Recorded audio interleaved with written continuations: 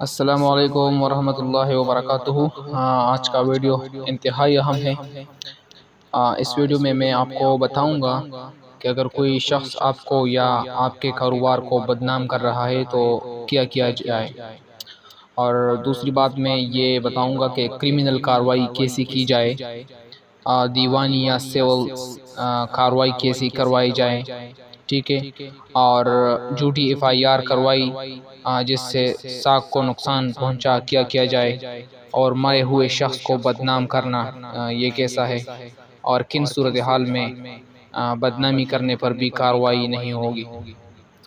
تو video start کرنے سے پہلے اگر آپ نے ابھی تک ہمارا چینل سبسکرائب نہیں کیا ہے تو آپ اس کو سبسکرائب کر دیجئے تاکہ اس طرح کی ویڈیو آپ تک ملتے رہے۔ تو سٹارٹ لیتے ہیں۔ اگر کوئی شخص آپ کو یا آپ کے کاروبار کو بدنام کر رہا ہے تو اس صورت میں کیا کیا جائے۔ تو ایک بات یاد رکھیں کہ کسی کو بدنام کرنا، ذاتی رنجش کی بنا پر کسی کی برائی بیان کرنا لوگوں کے سامنے جو کہ اس میں نہیں تھی، یا کسی کے کاروبار کو بدنام کرنا جس سے اس کے بزنس کو نقصان پہنچے، ایسا فعل جو ہے اسلامی و اخلاقی اقدار کے منافی ہے اور پاکستانی قانون کے مطابق قابل گرفت ہے۔ اس فعل کو انگریزی اور قانون کی زبان میں ڈیفیمیشن کہتے ہیں۔ کوئی شخص آپ کو، آپ کے گھر، خاندان یا کاروبار کی بدنامی کر رہا ہے تو اس صورت میں کیا کرنا چاہیے، ٹھیک ہے۔ اگر کوئی ایسا کرتا ہے تو آپ ایسے شخص کے خلاف کرمنل کارروائی کروا سکتے ہیں، ساتھ ہی سول کارروائی کرتے ہوئے ہتک عزت کا دعویٰ بھی کر سکتے ہیں، ٹھیک ہے۔ اس کے ساتھ آپ اس کے خلاف کرمنل کارروائی کروا سکتے ہیں اور ساتھ ہی سول کارروائی کرتے ہوئے ہتک عزت کا دعویٰ بھی کر سکتے ہیں۔ تو اب سوال یہ ہے کہ کرمنل کارروائی کیسے کی جائے، ٹھیک ہے۔ تو تعزیرات پاکستان کی دفعہ 499 سے لے کر 502 تک ڈیفیمیشن کو ڈیل کرتے ہیں۔ آپ پولیس میں ایسے شخص کے خلاف ایف آئی آر کروا سکتے ہیں۔ جرم ثابت ہونے کی صورت میں اس شخص کو 2 سال تک قید کی سزا اور جرمانے کی سزا بھی ہو سکتی ہے۔ دیوانی یا سول کارروائی کیسے کروائی جائے، ٹھیک ہے۔ یہ تو تھے کرمنل کارروائی کرنے کا طریقہ۔ اب سول کارروائی کیسے کی جائے، تو جو شخص بدنامی کا باعث بن رہا ہے آپ اس کے خلاف عدالت میں ہتک عزت کا دعویٰ کر سکتے ہیں، ساتھ ہی ہرجانہ کی ڈیمانڈ کر سکتے ہیں۔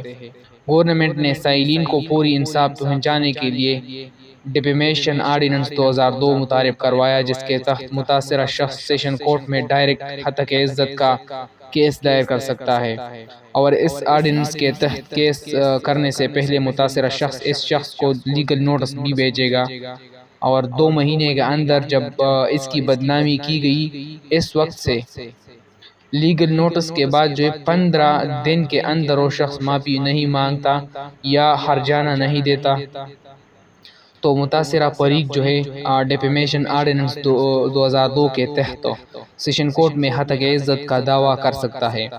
وہ اس دعویٰ میں بتائے گا کہ اس کا کتنا نقصان ہوا۔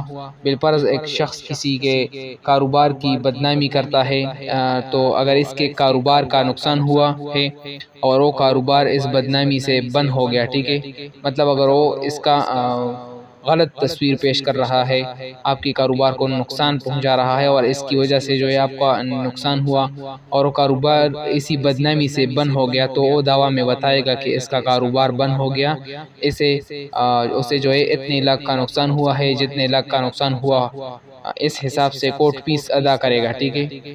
2 لاکھ سے اوپر جتنا بھی نقصان ہوا اس کی کورٹ فیس 15,000 سے زیادہ نہیں ہوگی۔ سیشن کورٹ میں دعویٰ دائر کرنے کے سیشن کورٹ 3 مہینے کے اندر کیس کا فیصلہ کرنے کی پابند ہے۔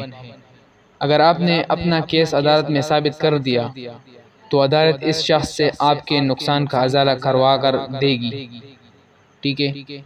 اب آتے ہیں جھوٹے ایف آئی آر کروائی جس سے ساکھ کو نقصان پہنچا، تو اس صورت میں کیا کیا جائے۔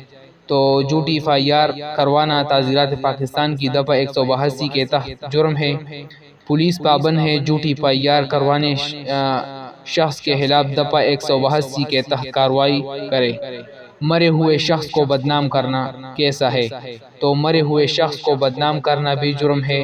جس مرحوم شخص کے لواحقین اس شخص کے خلاف کیس کر سکتے ہیں، ٹھیک ہے، جس نے مرے ہوئے شخص کو بدنام کر دیا تو اس کے لواحقین جو ہے اس کے خلاف کیس بھی کر سکتے ہیں۔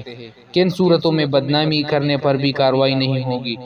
تو اگر کوئی اچھی نیت رکھ کر کسی کی برائی بیان کرے تاکہ دوسرے شخص اس کے شر سے محفوظ رہے تو یہ جرم نہیں ہوگا، ٹھیک ہے۔